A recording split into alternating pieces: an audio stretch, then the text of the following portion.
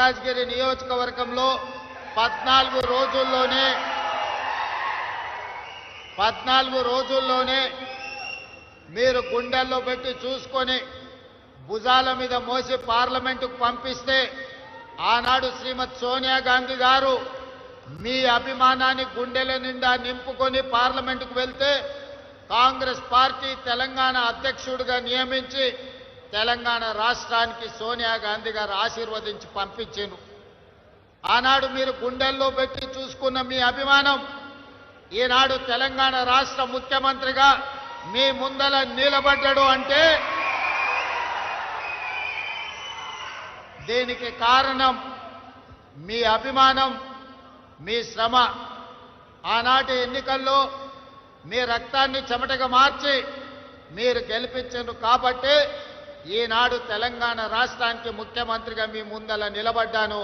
మల్కాజ్గిరి మిత్రులు కార్యకర్తల యొక్క త్యాగాన్ని ఎల్లకాలం గుర్తుపెట్టుకుంటా ఈరోజు దేశంలో నాయకత్వ సమస్య ఉద్భవించినప్పుడు ఈ దేశం మీద పాకిస్తాన్ ప్రేరేపిత ఉగ్రవాదులు భారతీయులను అమాయకులను పొట్టన పెట్టుకున్నప్పుడు మనమందరం ఈ దేశ ప్రధానమంత్రికి ఈ దేశ వీర సైనికులకు అండగా నిలబడాలని రాజకీయాలకు అతీతంగా ఆనాడు పహల్గాంలో చనిపోయిన వామరులకు మనం క్యాండిల్ ర్యాలీ తీసి నరేంద్ర మోడీ గారికి కేంద్ర ప్రభుత్వానికి అండగా నిలబడ్డాం.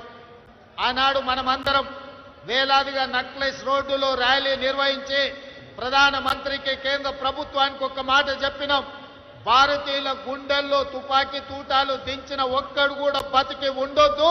ప్రేరేపించిన దేశం ప్రపంచం ముఖ చిత్రంలో ప్రపంచం పటంలోనే పాకిస్తాన్ కల్పించొద్దు. నువ్వు తూడ్చిపెట్టు. 4 కోట్ల తెలంగాణ ప్రజలు నీకు అండగా నిలబడతారని నక్లెస్ రోడ్డు మీద నుంచి మనము వారికి మద్దతు పలికినాం.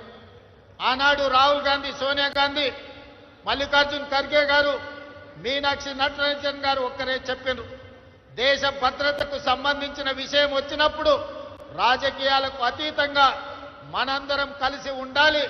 ఎన్నికలు వచ్చినప్పుడే రాజకీయాలు, దేశ భద్రతకు సంబంధించిన విషయం వచ్చినప్పుడు 140 కోట్ల మంది ఏకమై మన మీద దండెత్తే వారిని తుద ముట్టించే వరకు మనం అందరం కలిసికట్టుగా ఉండాలి. మనం కలిసి పోరాడాలి. ఈ దేశాన్ని గెలిపించుకోవాలి. సైన్యానికి అండగా నిలబడాలి అని మనకు ఉద్బోధించారు. ఆ ఉద్బోధనలతో మనమందరం దేశంలో ప్రధానమంత్రికి, ప్రభుత్వానికి అండగా నిలబడ్డాం. ఆనాడు పాకిస్తాన్ మీద యుద్ధం చేయాలన్నా వద్దా, పాకిస్తాన్ను ఏ విధంగా ఎదుర్కోవాలి అని ప్రధానమంత్రి అఖిలపక్షం పిలిస్తే అఖిలపక్ష సమావేశానికి రాహుల్ గాంధీ గారు, మల్లికార్జున్ ఖర్గే గారు హాజరయ్యి సంపూర్ణంగా విశ్వాసం ప్రకటించడమే కాదు సంపూర్ణమైన మద్దతు కేంద్ర ప్రభుత్వానికి ప్రకటించారు. ఆనాడు మనం చెప్పినాం, ఇక్కడ తెలంగాణ నడిగడ్డ మీద నుంచి ఇందిరమ్మ సాక్షిగా చెప్పడమే కాదు పార్లమెంటులో అఖిలపక్ష సమావేశంలో మల్లికార్జున్ ఖర్గే గారు, రాహుల్ గాంధీ గారు స్పష్టంగా చెప్పిండ్రు. ఇది ఒక అవకాశం మన మీద దాడి చేసిన పాకిస్తాన్కి గుణపాఠం చెప్పడానికి. మీరు విజృంభించండి, సైనికులకు స్వేచ్ఛనివ్వండి, ఆక్రమించుకున్న కాశ్మీర్ను తిరిగి పొందాలి, పాక్ ఆక్యుపైడ్ కాశ్మీర్ను తిరిగి భారతదేశంలో విలీనం చెయ్యాలి, పాకిస్తాన్కు గుణపాఠం చెప్పాలి, మేము అండగా నిలబడతాం, నువ్వు యుద్ధం చెయ్యి అని నరేంద్ర మోడీ గారికి చెప్పింది.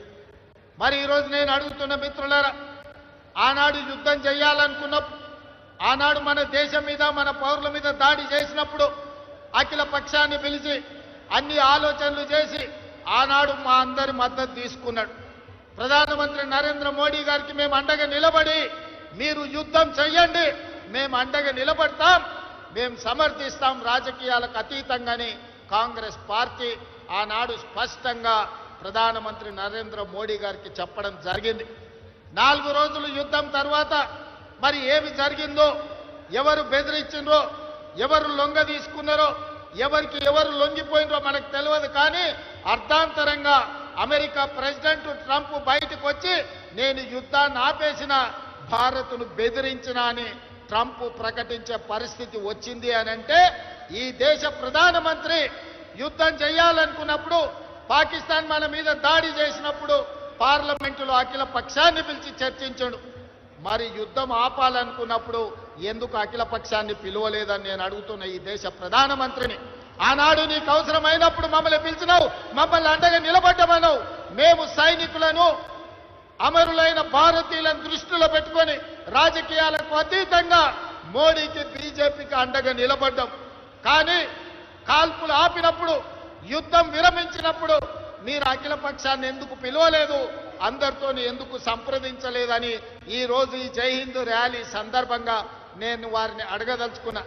మిత్రులారా, నాయకత్వం అంటే ఆశామాషి కాదు, యుద్ధం అంటే ఉపన్యాసాలు ఇచ్చుడు కాదు, మైకులో పెద్ద పెద్ద సంభాషణలు చెప్పుడు కాదు.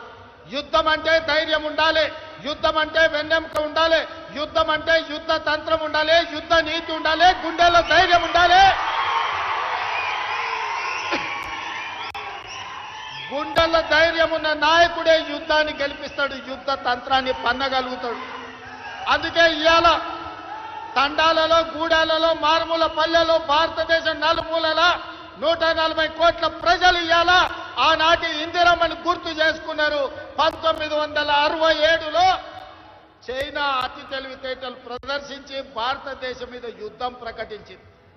ఆనాటి ప్రధానమంత్రి శ్రీమతి ఇందిరాగాంధీ గారు తిప్పి కొట్టడమే కాదు, చైనాను ఓడించి మోకాళ్ళ మీద కూసబెట్టి చైనాకు గుణపాఠం చెప్తే మన్న జరిగిన చైనా దురాక్రమణ 4000 స్క్వేర్ కిలోమీటర్లు ఈ రోజు భారత భూభాగాన్ని ఆక్రమించుకున్నారు. కర్నల్ సంతోష్ బాబు సూర్యాపేట కోదాడ బిడ్డ, ఉత్తమ్ కుమార్ రెడ్డి గారి నియోజకవర్గానికి సంబంధించిన కర్నల్ మన ఆర్మీ జవాన్ను చైనా పొట్టన పెట్టుకుంటే కనీసం నరేంద్ర మోడీ గారు చైనాకు తిరిగి జవాబు చెప్పే పరిస్థితిలో లేరు. ఆనాడు చైనా మన సరిహద్దులు దాటితే ఇందిరాగాంధీ గారు తరమడమే, పొలిమేర్లు దాటే వరకు, సరిహద్దులు దాటే వరకు తరమడమే కాదు, చైనాను 1967లో ఓడించి ప్రపంచ దేశాలకు సందేశాన్ని ఇచ్చిండ్రు.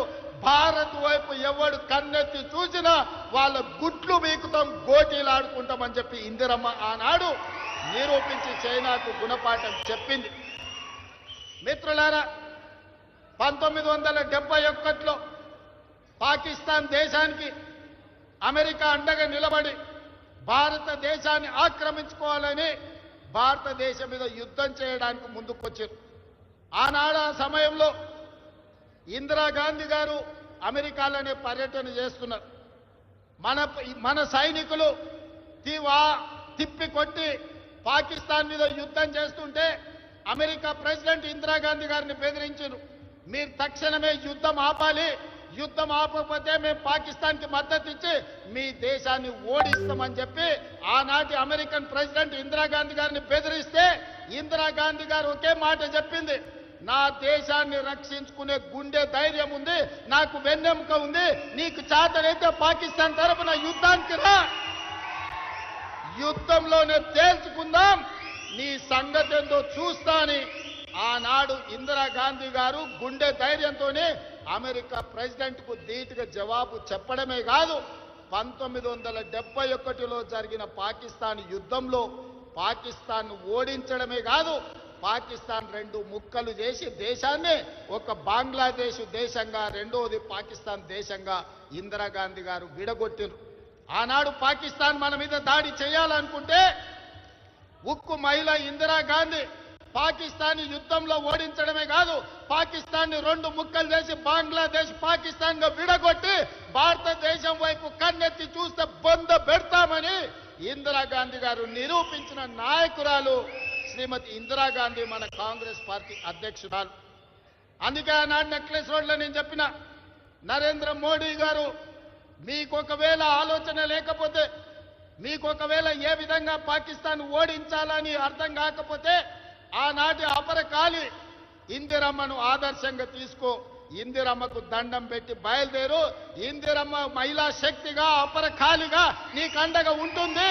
ఇందిరాగాంధీ గారు చూపించిన మార్గంలో నువ్వు పాకిస్తాన్తో యుద్ధం చెయ్యి, 4 కోట్ల తెలంగాణ ప్రజల పక్షాన తెలంగాణ ముఖ్యమంత్రిగా నేను నీకు అండగా నిలబడతా అని చెప్పిన. ఆనాడు అందరికంటే ముందు అమరులైన చనిపోయిన పహల్గాం చల్లో చనిపోయిన భారతీయులకు క్యాండిల్ ర్యాలీ తెలంగాణ రాష్ట్రం మొట్టమొదట ర్యాలీ నిర్వహించింది. అదేవిధంగా యుద్ధం మొదలైన తర్వాత కేంద్ర ప్రభుత్వానికి నరేంద్ర మోడీకి అండగా నిలబడడానికి మొట్టమొదటి తిరంగ ర్యాలీ తీసి వేలాది మంది సైనికులను, పోలీసులను, ప్రభుత్వ ఉద్యోగస్తులను నక్లెస్ రోడ్డు మీద కదం తొక్కించి ప్రధానమంత్రి మీరు యుద్ధం చేయండి, మేము అండగా నిలబడతామని తెలంగాణ 4 కోట్ల ప్రజల తరఫున మనం తిరంగ ర్యాలీ తీసి అండగా నిలబడ్డాం. మరి నేను ఇవాళ బీజేపీ నాయకులను అడుగుతున్నా, మీకు కొంచెమైన ఆలోచన ఉందా?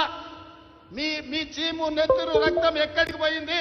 ఇవాళ పాకిస్తాన్ నుండి మన దేశంలో చొచ్చుకొచ్చి 26 మందిని పొట్టన పెట్టుకోవడమే కాదు, యుద్ధం నువ్వు ప్రకటిస్తే నీ యుద్ధంలో 36 మందిని కశ్మీర్లో మళ్ళీ పాకిస్తాన్ వాడే చంపితే మీరు మీ పార్టీ ఏం చేస్తున్నారు? గాడిద పళ్ళు దొమ్ముతున్నారా? నేను బీజేపీలను అడుగుతున్నా. ఇవాళ జరిగిన పరిణామాలు, ఈ దేశంలో బీజేపీ చేస్తున్న రాజకీయాలను ఈ దేశ ప్రజలు ఆలోచన చేయాలి.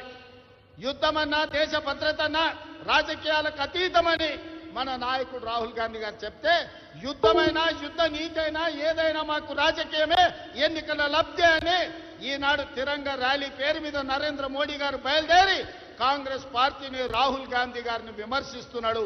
ఇది ఎక్కడి నీతి అని నేను బీజేపీ నాయకులను అడుగుతున్నా. ఇవాళ కాంగ్రెస్ను ఎందుకు విమర్శిస్తున్నారు? 67లో చైనాను ఓడించినందుకు విమర్శిస్తురా?